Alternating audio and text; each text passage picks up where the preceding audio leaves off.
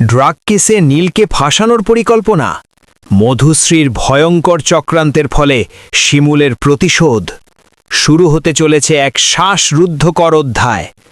মধুশ্রী এবার এমন এক চাল চালতে যাচ্ছে যা পুরো খেলাটাই ঘুরিয়ে দিতে পারে। মধুশ্রী বুঝে গেছে সরাসরি আঘাত করলে ধরা পড়ে যেতে পারে, তাই সে বেছে নেয় আরও ভয়ঙ্কর রাস্তা। নকল নীলকে ড্রাগ অ্যাডিক্টেড বানিয়ে তাকে দিয়ে এমন সব কাজ করানো হবে যার দায় গিয়ে পড়বে আসল নীলের ঘাড়ে।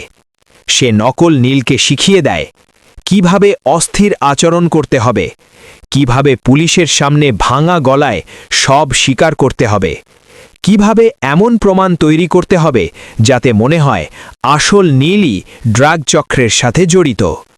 পরিকল্পনা এমনভাবে সাজানো যে নকল নীল ধরা পড়লে সে বলবে, আমি নীল, আমি সব করেছি, আর সেখানেই ফেঁসে যাবে আসল নীল।